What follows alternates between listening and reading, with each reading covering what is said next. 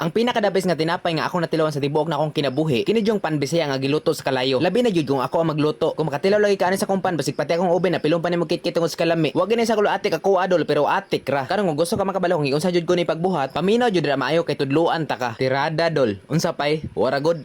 Ang pinakauna na kong gibuhatan ng mga dol, kaning duwa sa ko diri sa ko ang pinakainig nga oven. Pag abot na ko diri mga dol, kay luoy kay kung kwakrit kay nahugman, naguba na mo guning payag nga ihang batuganan. Maayo na lang gani mga dol, wala siya ning layas bisag guba na ihang payag. Ingana kaloya lang kwakrit sa kuha kay mao mo gid siya tigbantay sa ko ang pinakainig nga oven. Ako wala po nang giugasan diri maayo ako ang oven kay grabe na kay hugawa kay dugay nang ko wala kaluto ba. Unya buslot na pug kayo iyahang tabon. Pero dili ta na ilisan kay malutuan pa man. Pag human ako naglimpyo-limpyo diri sa ko ang pinakainig nga oven mga dol, magtimpla na buta sa ingredients sa to ang pan bisaya. Nigamit ako nag 1 and 1/2 tablespoon niya, yes. 200 grams nga brown sugar, 1 tablespoon nga asin, ug katong 2 and 1/2 cup nga water. Imo na ba siyang ukayon ra pag ayo mga dol para mga tunaw tong ingredients nga imong ibutang ana. Mao na pagbutan nimo atong sa kilo nga harina. First class niya kung gigamit nga harina mga dol pero pwede po ka mo gamit og third class. Pero ganahan jud ka mga dol nga fourth class imong gamiton, pwede ra sad kaayo. Pwede mo gani fifth class. Mao na siya giingon nga ana ra maguna pero atik ra. Ako na siyang ibot nga og 2 tablespoon nga margarine gain na mga dol ha. Kay kana man kung margarine usa po na siya sa makahatag og sobra kalami sa imong panbisaya. Gidungagan ko siya jutay nga tubig mga dol kay nakuwang man. Kay dapat ang panbisaya mga dol basa-basa ra gid ang pagtimpla ana. Dili sa dinyo nga basa kayo kana sakto ra gud na maganahan ka. Pag human ako gumot-gumot ana sa kombinasa diha mga dol. Kay ako ang siyang gikumot wala man ko nagitil kita man jud ka ato. Nagkuha sa kog dahon saging dinhi kay mao na siyang butngan sa atong hinulma. Suito jud kay ko ani nga obra man dol kay mao gid siyang ginaobra sa kong mama sa una. Hangtod karon nagaobra pa mi ani para ilibot sa mga tawo. Nagsugod-sugod mi ani obra mga dol ato jud pag pandemic. Kay wala man jud mi ato nga time ba. Bisag asin gani maglugos tag palit. Mao nang lingkamot na mighimog panbisaya para ilibot sa mga tawo. Unya ako mahalin na makapalit na migbulad ana. Dito na ako na realize unsa na realize.